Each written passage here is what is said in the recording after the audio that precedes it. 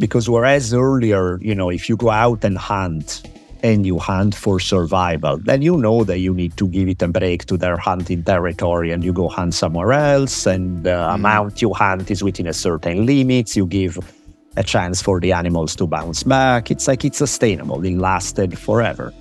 But now you are immersed in a system in which wealth is not measured on the stuff you can use. Now you measure it in numbers. And numbers, there's never a limit.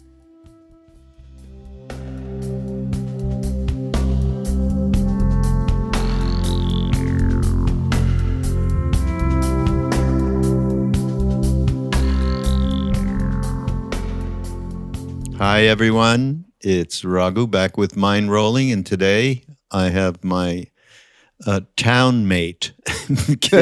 We just talked about it. He also lives in Ojai, and we haven't seen each other in a long time. Danielle Bolelli, welcome. Thank you for having me. Yeah, it's funny that we are recording, even though we are probably we're like 3 minutes from each other. Let's just make sure the YouTube people can see what we're doing. So how have you been? It's been a while. We're just talking about, we've had a lot of weird water under the bridge, no? Yes, indeed. From pandemics to earthquakes. Did you guys get the earthquake bad a month ago? Earthquake in the middle of a hurricane, well, it's tropical storm or whatever it was. Yeah. We shook up. We got shook up. That was not fun. That was not fun at all. That was real, right? Yeah, that's probably the biggest. I mean, it wasn't that big. It's like little over 5.1, something like that.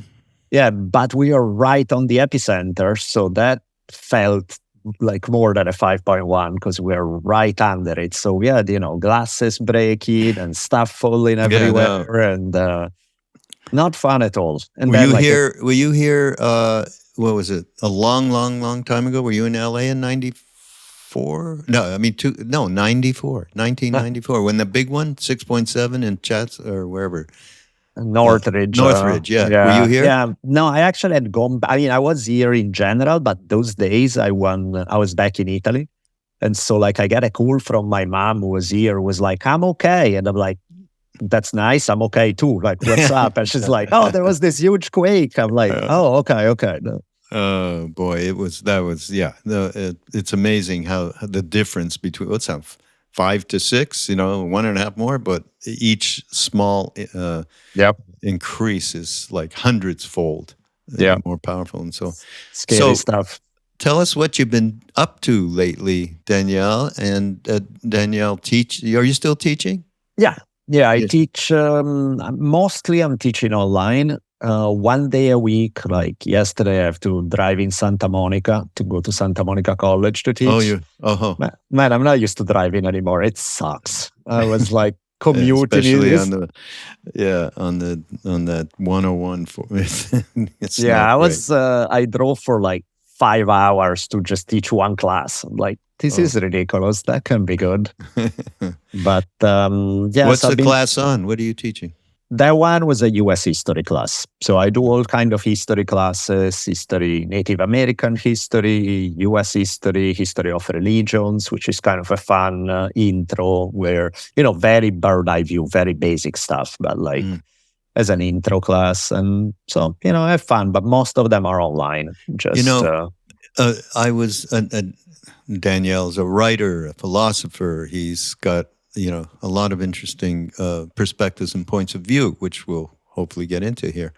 But one thing I was looking at, I was actually looking at your recommended reading list. And a couple of the Native American elders, one being Crazy Horse, which is, I feel, a real connection to many people do, and that damn book is not available. It's such a bummer. But how about, just because you have really gotten into, not just him, but some of the other elders that are very well known. Just I've been thinking, and in fact, I'm in the middle of engaging with somebody to begin an Indigenous podcast as part of the Be Here Now network. Yep. And this is a person who's Aztec Mexicano. Uh-huh. And she is very, very involved with many of the elders, not just here in America, but worldwide. Yep. And, this is in terms of what's going on in our world now, particularly about not just about the environment, but particularly about the environment. I mean, and this is no news to anybody. We need that wisdom, That's it. indigenous wisdom. That's We it. need to bring back something that we have lost through our move from into the industrialized last couple of centuries or whatever. That's just and capitalism and everything That's that it. we're doing is the opposite of, and we're proving it. We Yep. are proving it. It's the opposite of what needs to happen. Talk a little bit about what you gleaned from your relationship with this study in particular, and these incredible elders. Yeah, I was talking about some of the stuff you're hinting at just yesterday in a class because I was talking about the fur trade, when like French fur traders came in Canada and well, it wasn't Canada back then, but the area that's modern day Canada, Great Lakes area.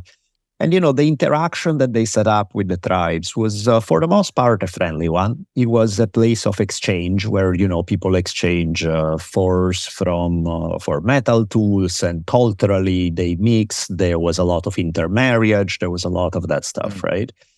The problem, though, of course, is that once you're immersed in what was essentially a proto-capitalist economy, that changed completely the balance with nature. Because whereas earlier, if you go out and hunt and you hunt for survival, then you know that you need to give it a break to their hunting territory and you go hunt somewhere else. And the amount you hunt is within a certain limits. You give a chance for the animals to bounce back. It's like it's sustainable. It lasted forever. But now you are immersed in a system in which wealth is not measured on the stuff you can use. Now you measure it in numbers. And numbers, there's never a limit. There's never a point where it's like, okay, this is enough. Now we are done trading. We are good. I have my axe. I have my gun. I have my house. I have everything. When something breaks, we'll trade again. But until then, I'm good. No, now you're in a system in which you can always add somebody is thinking, yeah, I like the money I have in the bank, but I wouldn't mind doubling it or tripling or quadrupling because there's no limit to that, right? You can always be wealthier when it comes to numbers. Whereas you can only live in so many houses. You live in one house, you can eat only so much, So if you talk about an economic system that's based on stuff you use, is very different from an economic system that's based on number. It's more abstract and it can go on forever. It never, there's like an Ojibwa myth about the Windingo. And the Windingo is this creature. It's like this demonic creature that is a cannibal. And the more he eats something or somebody, the hungrier he gets. So he never really satisfies that anger. It's constantly, you think like, oh, he has done it, he has eaten, so we're good for a while. No, now he's hungrier yet. In the East, that's called the realm of the hungry ghosts. Exactly. And that's a textbook representation of the economic system we live in, It's exactly how it's built, where it's never enough. It's always And the funny thing too is that I think it relates to our culture in the level of lack of satisfaction. Like you see people who have ton of money and resources and have access to all the best things, and they are absolutely miserable. They never really enjoy the houses they live in. They never taste all the fancy food because their mind is constantly racing to the next thing, to what I can do to make it. Like their self-esteem is tied to a set of numbers. Their sense of identity is tied. And it's a terrible, terrible way to live. First and foremost for them, and then for anybody else who gets to be consumed by the gluttony that kicks in. And then add in the attachment to the power over environment, people, situations. And that realm has no end to it whatsoever. Yep. And I think that's what we're looking at. How do we even consider? I mean, for instance, I went to MAPS, MAPS, Yeah. psychedelic, Yep. Yep. Rick Doblin and his people. They had a big convening in Denver a couple of months ago. And I did go. We were presenting on Ram Dass's behalf because obviously one of the OGs of psychedelics.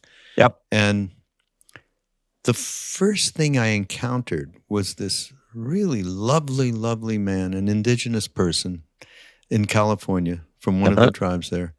And it was profound how he spoke to exactly what we're talking about. Yeah. But there was maybe one, this was a huge convention hall with many, you've been to them, many, many different rooms with different programs going on and presentations and so on. I mean, there was 12,000 people there, so it was extraordinary. Oh, yeah. I mean, and, let's just say a number of them were on the make for, getting funded for whatever they were trying to do. Sure. So, which is normal. But there was, maybe there was more, but really just several presentations. Anybody from MAPS, if you're listening and I'm wrong, I'm so very sorry because I have absolutely no real proof or numbers except my own experience while I was there. And it was so much to offer. I mean, so much. How do we bring that back? How do we even, like you're a perfect example. By doing what you're doing is a way for people and young people, if they're going to college for the most part, to understand there is another path. What else?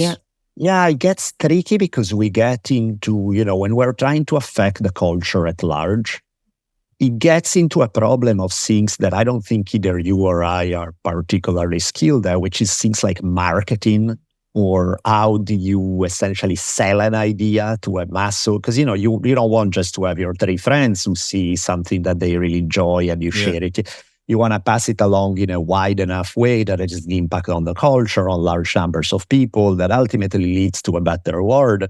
But then now you're at a problem of like mass communication. It's like, how do you convey great ideas in a way that's that quote unquote sells? And I don't mean sells economically, but sells like it gain enough of a mainstream following that people get to hear these things. Because that's the problem of like modern like internet and everything else that we have access to. We can put out there any content we want, but how are people going to even know that it's there? Let alone be in an environment where people typically give you about 5 seconds before they switch to the next thing. Yeah. TikTok world we live in, how do you hit it where suddenly becomes a hit and everybody's checking it out? And because that has been puzzling me a lot. Like I look at the things that are successful, quote unquote, and the things that are not. And sometimes I'm like, why in the world does this is identical and this one is you? Like the other day I was in the car with my daughter and we're listening to music, and she's really big into music and singing and sings. And so we're like, I play 2 songs for her and I'm like, what do you think? Like they have a similar vibe. What's your take on it? And she's like, well, they are both fantastic. They are really well done. They roughly same level, I like them. Who was it? I'm interested. Because how old is she now? 15, 16? She's 14 now. 14, she's 14. Yeah. And so the first one, I'm like, well, the first one is Amy Winehouse. And so she sold just talking like about it today. Wow. 3 gazillion copies. And the second one is a friend of mine. And I think his mom bought 2 copies and 3 of his friends. And it was like, this other song that you think is pretty much on the same level as the Amy Winehouse one is something that probably 50 people have bought. And she was like, how can that be? The quality is pretty much there in both of them. And I'm like, it's not about the quality is like one of 500 factors that go into something being a success or not. And we like to think that it's all about the quality. The quality is like, one of many, many, many, many things that go into something being a hit or not. Uh, did you read Zen and the Art of Motorcycle Maintenance? Yeah, long time ago. It's Yeah, been a long while, time ago. but Yeah. yes. But one of the central things is quality, right? And Yeah. riffs in the book. What is quality and who knows quality? And he insisted there are people that know quality above other people who say Uh-huh. they know quality, but they don't know quality. Right. And what defines that is a good part of this book, by the way. It's a great book, everybody out there, if you want to read something cool. And one of the things is analogous to a motorcycle. Uh-huh. Person walks up to a motorcycle, and oh my, and they take it apart, part by part, and put it back together. Now, it takes a day, a week, whatever it is, but that's their joy. Uh-huh. Another person walks up, and they kind of, I'll use the term, a grok. Absorb the essence of Uh-huh. this incredible Harley or whatever it might be, and just it feeds their soul in that instant, in that moment. These are the two different kinds of characters in terms of how we relate in this world. So I Uh-huh. have to say, go back to Amy Winehouse. That is quality. I mean, not to disparage, Sure. who this other person or anything like that, but there's a certain something in her, and I've spent a lot of time around musicians. I was in the record business, so it's been part of my life for sure. And there's a certain quality. Now I have seen that charismatic quality. I mean, poor dear, she was Yep. really traumatized, obviously. But that charismatic quality is you can't touch it. Yes, sir. It's beyond a rational thing. It's part of the ineffable that we have talked about before that cannot be described. So I think there's a reality there, given, what to do about, hey, this song is as well produced as the other Uh-huh. song, and and carried off by the singer. Just there is that ineffable quality. Anyhow, we're getting away from, or are we getting away? I mean, I keep wanting to go back to what do we do to bring in this indigenous wisdom back into our society, into our lives, and I know we were talking about things go out on the internet and you have no idea whether or not they're they're going to get an audience for them, and that's and more bullshit goes out than not. But there still is a substantiality to certain people who have that ability to convey something in a charismatic way. Can you? I don't know why I keep thinking about this, Danielle, but Crazy Horse. Understand? You did study his history, etc. Can you just give us an idea of who this? Because most people think Crazy Horse was a warrior, and white people came and wiped out his tribe, and then he went back and went, which is completely not what reality is.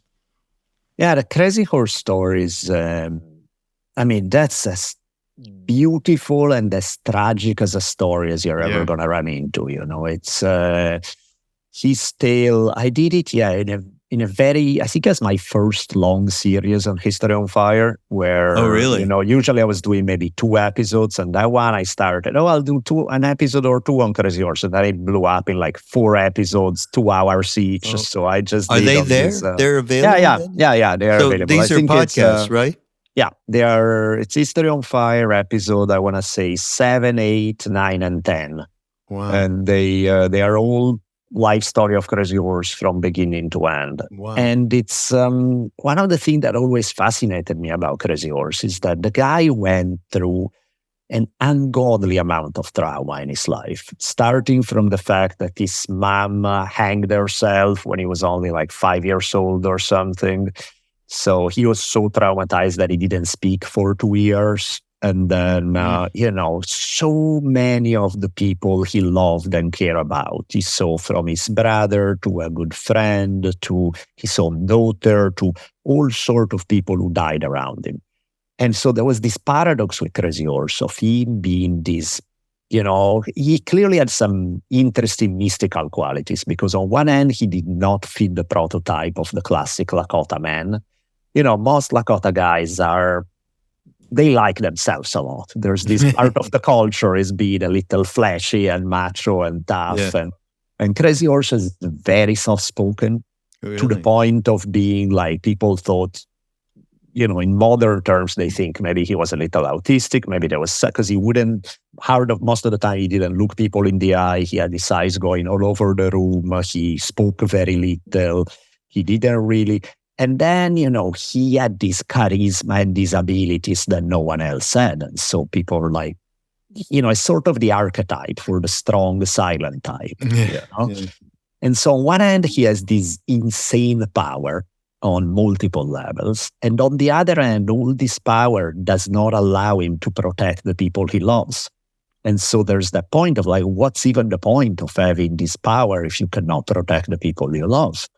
And that shows up in his life time and time and time again. And it really adds this, I think, there's that paradox that on one hand, you're attracted to this guy's insane charisma and powerful personality. And on the other hand, you see him getting his heart broken time and time again through both his personal life and what was happening with the Lakota at the time and everything else.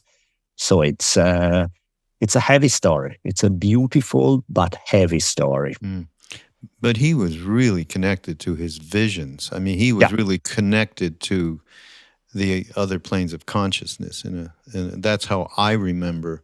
And it's been a long time since I've read or had any kind of connectivity to him. Yeah, there's even a story about him as far as supposedly when he went on a vision quest, which is like this 4-day thing where you fast, you abstain from water, you abstain from food, you're away from everybody, and they are essentially appealing to spirits to give you a vision that would help you or guide you in life.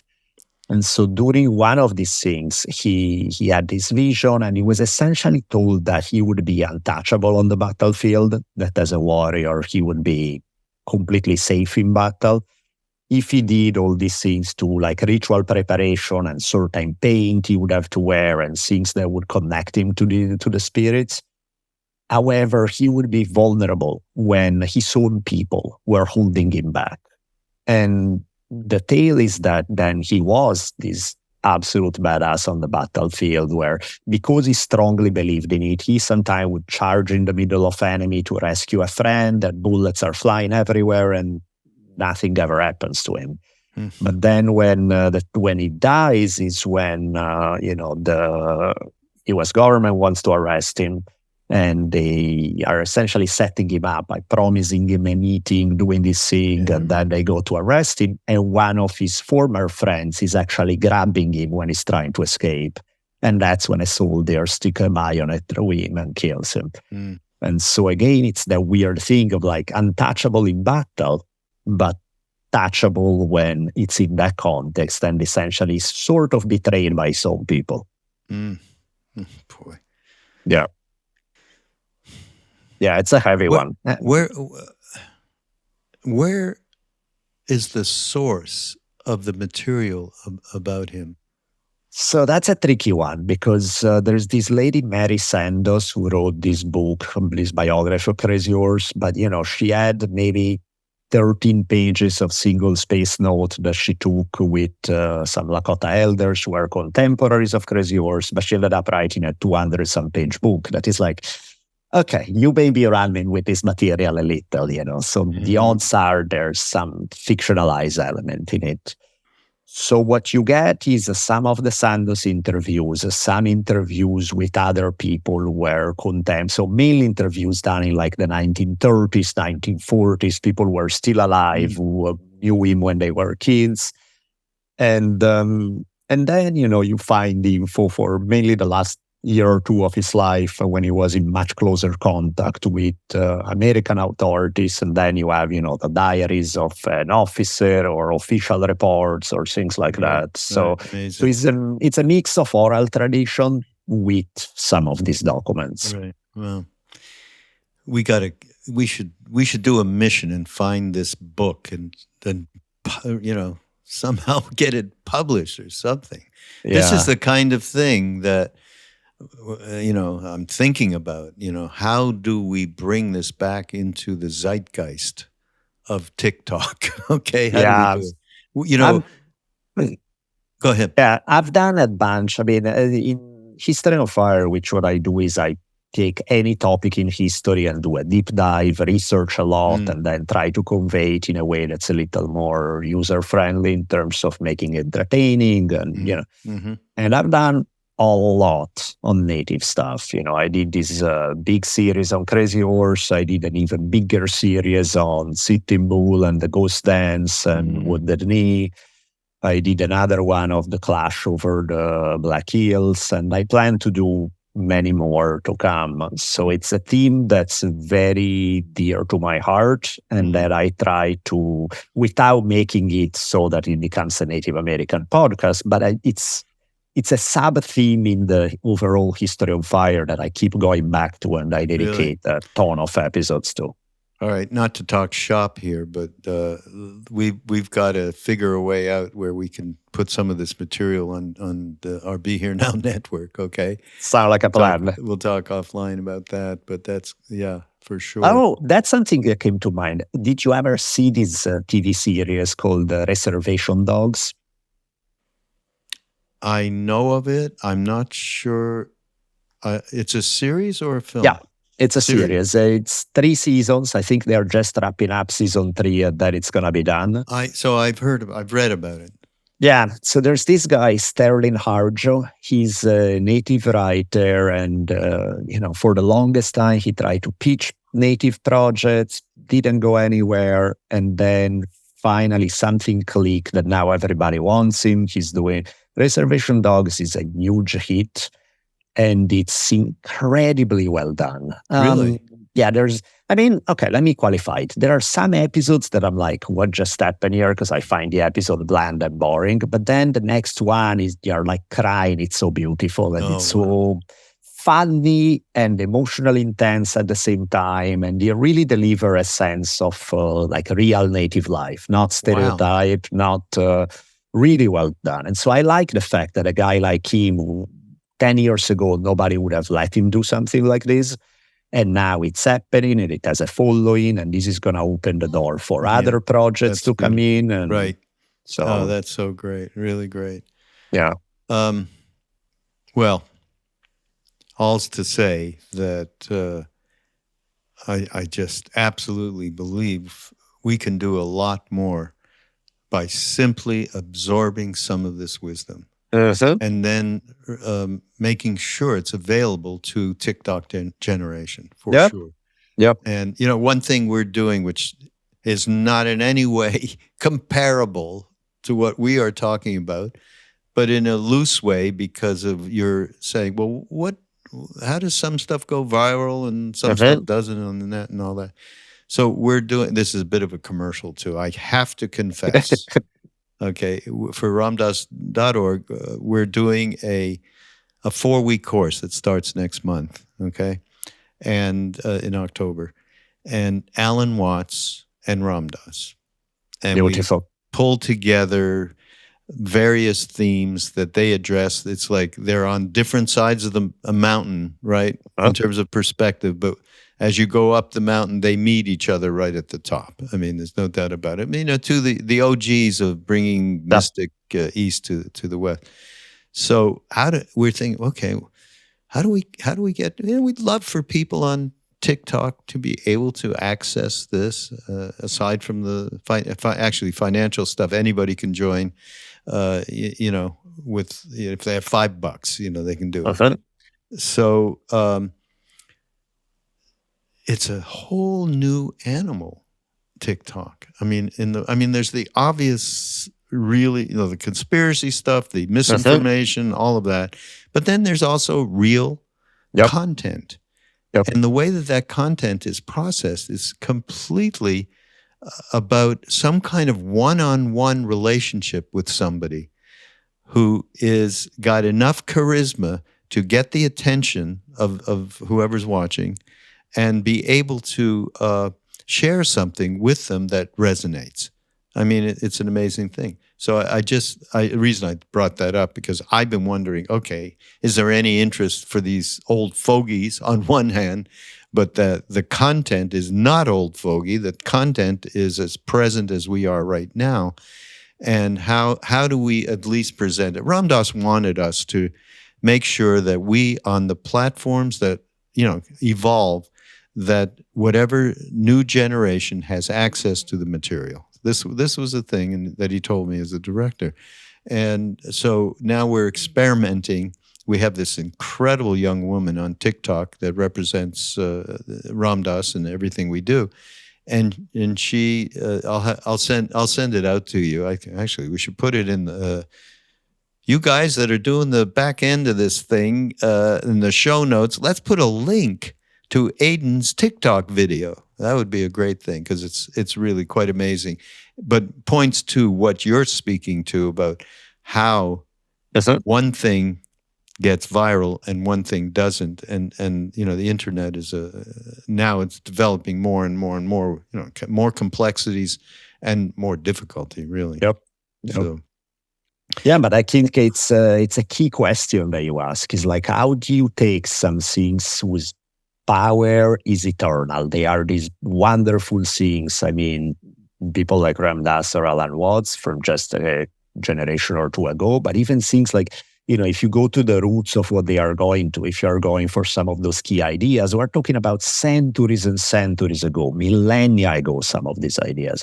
Yeah. How do you repackage them in a way that speak to people today, which in some ways what all these guys have done in phenomenal fashion. I mean, it's even guys like, you wouldn't think like, Alan Watts, you think him as a philosopher, but think like somebody like Bruce Lee. He's, Kung Fu flicks and actor, and yet he managed to repackage some Taoist ideas and bring them to an audience in a completely novel way that would have never been exposed to this stuff. And so some people only saw the Kung Fu flick action, but other people got into it and actually where the ideas got there. And that's brilliant right there. It's like, that's a way that I would have never thought it would be something that would speak to people. And yet that's an adaptation of those eternal principles in a modern context. Yeah. Goes back to quality. Yep. Some people, absolutely. I agree with, I can't remember who wrote that book, Zen and the Art of Motorcycle Maintenance, but I do tend to agree. I have met many people, especially in the arts, who have a sense of what is quality and what is not quality. There's a lot of people who say that and unfortunately don't really live it for whatever reason. Okay, before we go anywhere, this is Danielle's website, okay? And I'm going to quote something. Answering hopelessness. We have a lot of problems with hopelessness right now, and that's a whole other discussion. Yep. Answering hopelessness with a defiant smile and a raised middle finger. Okay. All right, give us the, as they say in Yiddish, the emes on that one, the truth.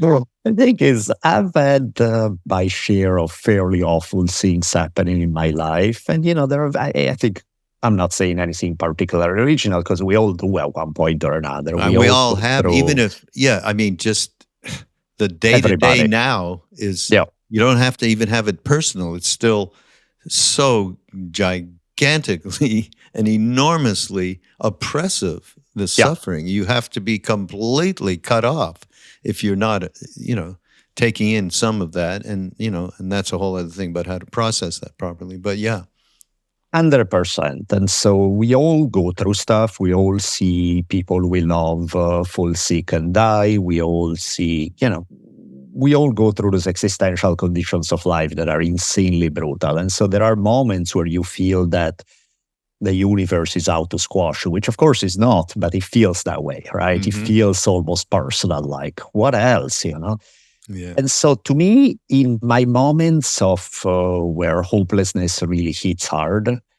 I found it empowering to put the accent on defiance, because when people are like trying to, oh, look at the bright side, I'm like, what bright side? There's, all sort of horrible things happening. Don't try to put a pink ribbon on it and it's nice. It's not. It's crap. It's terrible. So for me, is keeping it real. Like, yeah, this is absolutely horrible and hopeless and painful, and none of that I'm trying to spin it in a way to pretend that it's not. But at the same time, there's the little defiance that kicks in where it's like, okay, everything that has been taken away from me, more stuff will be taken away from me. But I have this one moment right here, right now, on which I can enjoy. I can have power over this moment. That's the only place where I have agency, right? Right here, right now. And while I have no power to affect what's going to happen or what has already happened, I have a power to smile right now and to crack a joke right now and to laugh together with a friend right now and to have, with no illusion that it's going to change the ultimate outcome. But for now, I'm still here and I'm still enjoying it, kind of feeling. And, there's this, it's such a great feeling where you're feeling like the walls are closing in on you and you can say, not yet, right here, right now, I can still make it good. And to me, it's what in many occasions has saved my mental health in particularly rough circumstances, has been this enjoying the paradox of finding something beautiful and powerful in a condition that's terrible. Yeah, beautifully said. You know what? There's a term for this, and it's around hope. Some time ago, quite some time ago, I had a conversation, or I think it was probably a podcast with her, maybe with Duncan too, I can't remember. That's it. And it was around the concept of hope. Oh, I think it was something we were going to do at a retreat with Ram Dass in Maui. And she was like, hope, huh? And she went, well, that's pretty woohoo-ish, hope. She didn't put it like in that term. Yeah. I would rather use the term wise hope. And what you just expressed to me is wise hope. And you would have been right sitting next to Ram Dass about be here now. You just expressed be here now. And be here now is a component of wise hope. But what we talked about was people have hope, so they have expectations of an outcome which will be pleasant. And if it's not pleasant, it just pushes away any kind of darkness. That's it. And wise hope encompasses everything. It's taking positive action in the moment. Does that sound kosher? 100% resonates with me. And to me, it's more real because so much of the motivational speaking kind of stuff revolves around trying to pretend that it's all great, that it's all beautiful, without addressing the bad part. Because there is something where you can say, okay, at the end, is the classic, can't you see everything is perfect? Where it's like, wait, what do you mean? It's not. But, there's a way to say that encompasses the totality of it. And there's a way to say that's like trying to pretend that the bad stuff doesn't exist or it doesn't really matter. And that's, if I remember once I was showing, my daughter was really little back then, and I showed her this video of this guy who was a nice guy, but was putting the accent a little too much on the everything is for the best.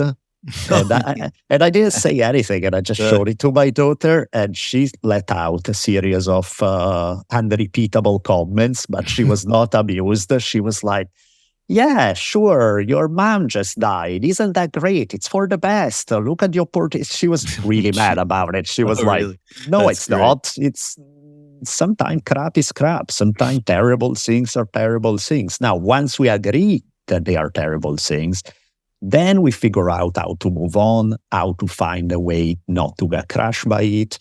But to skip that step, to pretend that there's, no, it's not really suffering. It's an opportunity. It's like, we need to get there. There's a process to get there. Don't rush to the conclusion. Yeah. It's all perfect, that statement. This is a story I've told it before, but I don't know if you know it. Ram Dass, when we were in India with him, with Neem Karoli Baba, Uh-huh. the war happened in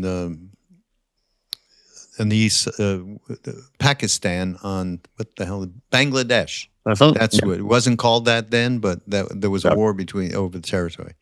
So Ram Dass had this Volkswagen bus, and he thought, I'm going to take the bus and I'm going to go there, and it could be great. It could be used as an ambulance and so on. So he told Neem Karoli Baba, Maharaji, and Maharaji said, no, forget about that. Ram Dass, don't you know it's all perfect? Okay. So Ram Dass would relate this story, and the way he related, no, I do not know it's all perfect, but I understand, coming from a being that is no longer polarized, or there's no me and them, that, but that's a vantage point that's way beyond my pay grade. So In fact, my reference was a quote exactly to that, because I remember listening to like a Ramdas tape where he was telling this story. Oh, yeah. And I was like, it's funny because when I hear it from him, I agree. If I hear the same thing from somebody else, I'll be like, shut up. You don't know what you're talking about. Exactly. Because there's a different something behind it. It's like there's a difference if you've gone through certain steps to get to that conclusion, or you're rushing to the conclusion because you don't want to deal with the steps. Yeah, exactly. Yeah, the spiritual bypass shit. Yeah. Hey, here's a great thing to talk about. I saw something you wrote. You received a text from a friend asking, "Are you free?" Do you remember that? That's so great. So I'll read it just for fun. Sure. I start working on a thoughtful answer, even though I don't buy the notion that there's no such thing as free will.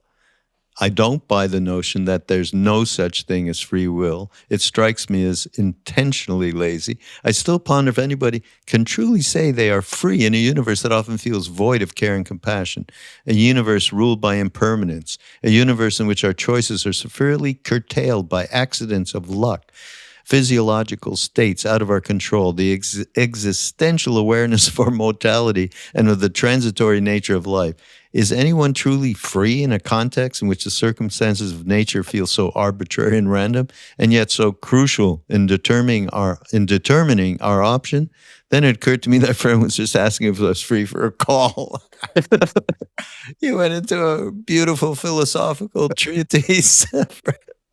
I love that. Sometimes it's fun, right? You can go into like fun, deep philosophy, and then ultimately it's a joke. But that's so great. But the idea, this is another thing that came from Neem Karoli Baba, because Ram Dass said to him, "Are karma and grace the same?" Meaning taking action within the reality of that which we can't even name. That's one way to put it. And Maharaji, you know what he said to him? I'm not talking about this in public. There's people around, right? What kind of answer is that? So anyhow, later on, Maharaji sent somebody to Ram Dass, and he said, Maharaji said, Ram Dass understands me perfectly well. Okay. So Ram Dass thought, okay, in the end, beyond duality, they are one. There's not two things going on. And then I myself asked this, her name is Siddhima, someone who was our Indian mother, who was close to Neem Karoli Baba for 50 years or whatever. I told her the story, and I said, what's the truth here? What's the reality, not the truth? You would know what the truth is, that movie. I love that. And she said, that is the truth. That is reality. They are one. But as a human who is still caught, she didn't say it in these elaborate words, but as a human who is still caught in polarization, duality, within themselves, never mind outside themselves, you have to take action. So until you get to the place where you understand it's all perfect, she didn't say that either, but until, you've got to take action. Living in a place where Yeah, it's all karma and grace. It's part of the same woohoo that you were talking That, about yeah, before. yeah, yeah. Yeah, it's interesting how, sometimes I see that duality in, like me and my lady have a radically opposite way of approaching life. Oh, yeah? And sometimes I think I would rather be her than me because, my approach is I see things that don't work or I see situations that could be made better to help people, to make life better, all this stuff. So my thing is work like a dog, bend over backwards, figure out a way to improve the situation so that we can be happy. And, I'm good at that. I work hard, I'm disciplined, I do this and that. And she has, it sounds bad when I say like that, but it's actually a compliment. She has no ambition whatsoever. She's, however, you throw her in any situation and she's going to be happy. You throw her, like me, you throw me in a bad situation, I'm going to heroically work to make it better. I know all about it. I'm She right is there with just you. gonna do nothing probably about it, but she's still gotta find a way to be happy without changing external reality one bit. Mm. And so sometimes I look at her and I'm like, you basically are at a state of consciousness where I have to work like a dog to get there briefly, have that moment where I'm like, now it's great. And then there's the next battle that kicks in. Whereas you are in that, this is great state constantly, regardless of the situation. Now, I think there's something to be said about the ability to affect reality and quote unquote make the world a better place. But there's also something to be said about the ability to just find that spot where external reality doesn't affect you so bad in any situation. And given that they are opposite talents, I kind of like her talent more than mine because it's like. But it is contentment is how it might, some people are able to be in the moment in a kind of contentment that is not pushing or pulling them. That is a great quality. You are lucky. Yeah. So I look at her and I'm like, you are my Zen master who probably doesn't even know what Zen is or doesn't care to define it, but you live it in a way that I can theorize about it, but I'm not there like you are. Yeah.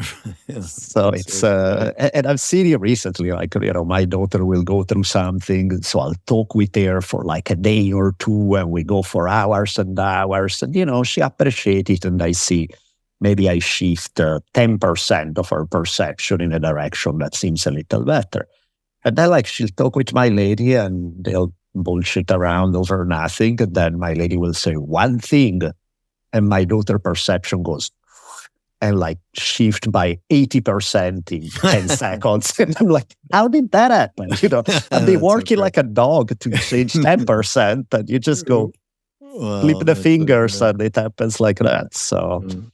Oh, that's beautiful. Yeah. That's great. Also, I came across something else from you. Excuse me.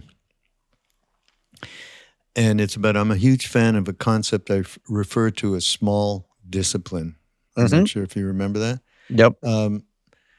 Most of us are certain, we know that certain things that are good for us, we have a hard time finding the time and energy to get them done on a regular basis. So instead we do nothing, and you go on from there. Small discipline works in a different way. You can't work out for 2 hours, then how about half hour? This concept. I can't tell you in podcasts or retreats or wherever I am with people, and it's something I share with Krishnadas. I think you know who Krishnadas is, and that is because people are always asking, and there are questions around treading the spiritual path as if there's a spiritual path and a life path, but whatever. It's an easy way to understand what we're talking about. And everybody wants to be a better person. They want to be more compassionate and loving to people around them. They want to be more responsible for their lives, etc., etc. But whenever you say, well, the old adage, practice makes perfect, you have, and then I catch myself when I do what I just did. You have No. Let's say it is efficacious to engage with a way to understand who you are truly a little bit more through whatever means. It can be a teacher, can be a meditation, can be chanting, can be books, it can be whatever, traveling, whatever it is. But when I read this, Danielle, I thought, this is a good Buddha's middle path. If you can't work out for 2 hours, how about half an hour? And you got a meditation, you talk just 3 minutes? Can you give us 3 minutes? Talk about this concept, which I think is very valuable. I think we all struggle with inertia. Getting something moving is hard. Change is hard. Implementing any, you can have the idea, you can love it, but getting to, because it feels daunting sometimes. You feel they have this gigantic task ahead of you, and unless I do A through Z, why am I even going A through B? It's not even going to be worth it. And half of it is an excuse. Most of it becomes an excuse not to take the step, not to take a chance, not to risk anything, not to put yourself to the test. And so to me, it's like, if it is scary, or maybe if it's objectively you have no time or you have no energy or you have whatever it is, it's like, what's the minimum step that takes you in that direction? What's like you can't meditate an hour, half, no, can't, 10 minutes, no, it's too much. Can you give me one deep breath? One deep breath, inhale, exhale, and be present for 15 seconds. That's a start. We can work with that. When you make it a habit of the way, of course, I can give you 15 seconds where it's nothing. It doesn't even feel like anything. It's like, okay, can we go to 2? Can we go? But if you think right away, I need to meditate an hour a day, otherwise it doesn't count, most people are never going to do it. It's too much. It requires too much of a change from their habit, their daily life. They are not used to it. They don't feel they don't have time, whatever. So to me, it's like these mini habits where it's like, okay, you're just taking the one step that's the journey going. And without even thinking about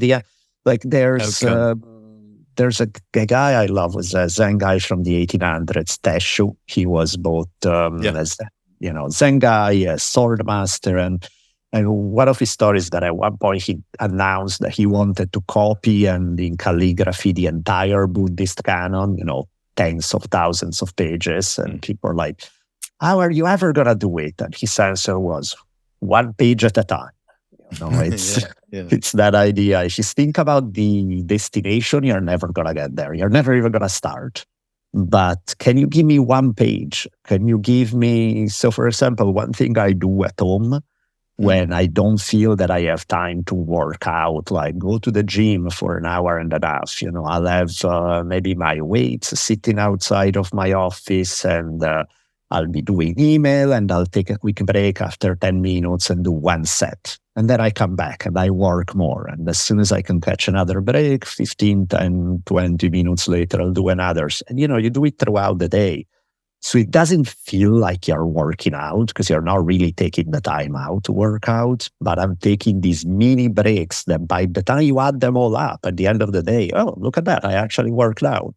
But, it's another way that if you feel that you have no time or no willpower for it or something, you can sort of circumvent it by tricking yourself by doing these tiny mini steps that still move the needle. And I think at the same time, it's all, all this stuff they're finding out, neuroscientists, about the ability to change neurons, or the ability to change habitual patterns. This is part of that. In my mind, you're expressing exactly that. That one step, that one small step, goes a long way to changing that habitual pattern. Now, probably the biggest habitual pattern is just we're outsized, lazy people. Yeah, we don't like change, and we're lazy, and it's all and in our world, which is going so fast, speedier and speedier every moment, it gets more difficult. But right? I mean, have you bumped into some of the neuroscience that's discovery of what can really happen? I've heard it sort of third hand, the pop culture version of somebody who actually wrote something deep about it that was sort of Mm. translated in a way that was still deep. And I come like 3 levels later by the time it's the TikTok version, So I heard it in that way, but, it seems to confirm the kind of stuff that more intuitively I'm drawn to that makes sense to me. Okay, I'm going to suggest a book for you. I love to. Altered Traits. Danny Goleman, we were in India with, and Danny wrote Emotional Intelligence, a phenomenal book in its own as well. And Danny did it with Richie, the neuroscientist, whose last name I just forgot. But that has exactly, and this guy really went in and did experiments. He got these, he worked with Tibetan monks in terms of, reading them going into meditative states and displaying compassion or focus or whatever. I mean, cannot believe that I can't remember his last name. Richard Davis. Richie. Yep. And Danny Goleman, Altered Traits. Yeah. It's worthwhile. I'll check it out. That sounds great. You and everybody else. Yeah, no, I did a podcast with Danny on it. It was really quite so. The promise of that potential, because in everything that we've been talking about in the last hour, this is integral. Our unwillingness to accept impermanence, change, and our lazy kind of, and I see it in myself, and we're not talking about other people. That the way in which taking suffering, just handling suffering. When I go to India, these people know how to suffer. I don't know from nothing. Yeah. I mean, it rained for like 6 days in a row, and the roof was fucking caving in or something. I mean, it was raining in my room. I mean, so I tell the guy, what are we going to do here? This is terrible. Yeah. I'm putting all my towels. You got to give me more towels. I got to soak it. That kind of. Yeah. Oh, it will stop. No problem. Yeah. We don't know how to do it. It's nuts. We've lost that ability, which is, again, I think indigenous wisdom gives us some of that perspective back. For sure. I think in fact we live in a world that's so far removed from some of the conditions that we've had to deal with for so long that we are almost spoiled by it, by the lack of immediate feedback from reality. A bunch of things is not going to work this way you want it, and you still need to find a way to work with it. And it cannot be the end of the world because you don't get your way, or you don't. Yeah. It's like, oh, the universe does not cater to my preferences. Please, waiter, come deal with it. It's like, it's not the way it works. It's immature. And we have that going, and never mind, the hungry ghost realm, which exists for everybody. We all have to deal with that. Now, unfortunately, we have people in power today who are lost in it and have no identity whatsoever except with that demon, hungry ghost demon, greed and power. Yeah. Yeah, I mean, it's one of those games that is like, I don't think you can be in that game unless you are totally lost in the hungry ghost realm. It's like Absolutely. You're not gonna be at the top of the political game unless unless you have already. I was about to use the word sold out. It's not even a conscious choice. I think in many cases, I think it just happens naturally. But I think you have become this hungry ghost to begin with. It's like you're not gonna get there, plain and simple. It's not. And that's the.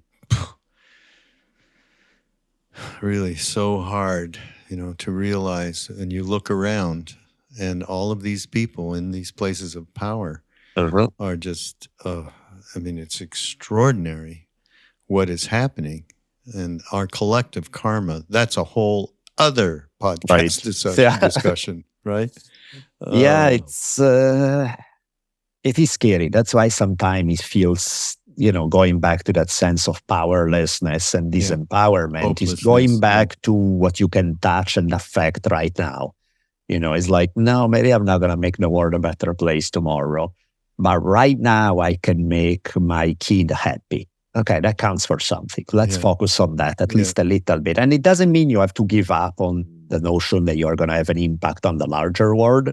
Yeah. But when you feel lost, when you feel like, what can I do? You go through this moment. It's like, okay, take a break from that. Focus on what you can affect right now. Make somebody happy today. Bring a smile to somebody today. Do something today in the things you can smell, see, and touch that brings something good. And that will also give you energy because it's going to feel good and it's going to give you energy. So you may want to try again on a larger scale to see. And even if it doesn't go anywhere, you're not crushed by, oh, I'm defeated. I cannot get what I want. It's like, you're getting some wins at least somewhere in your immediate environment. Yeah, and not to mention connecting with that deeper part of ourselves that absolutely is good. You're not a bad person. You're a good person. And we just have to go through a lot of karma, to evolve. Yep. But, evolving is what it's all about. So, hey, thanks so much. Thank you. Danielle. It's been too long. And I'm so happy that we were able to get together. This is fun. People can connect with you through the website. Are you got a new book coming? What's you got going? So, actually, I need to find a literary agent because I wrote a novel. It's the first time that I wrote fiction. All the time before, I always wrote nonfiction.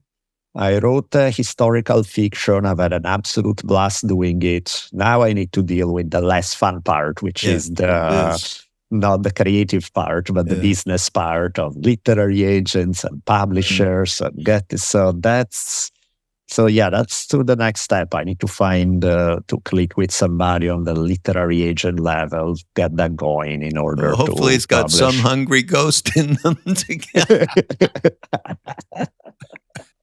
Yes. Oh, that's terrible. I'm so sorry. That's funny. Well, everybody, Danielle, thank you. And everybody, this is Mindrolling on Be Here Now Network. And I'm going to talk to Danielle about putting some of the wonderful indigenous, especially Crazy Horse, but Sitting Bull as well. I mean, we could have a whole series. We'll talk about that up on Be Here Now. And meanwhile, we shall see you next time.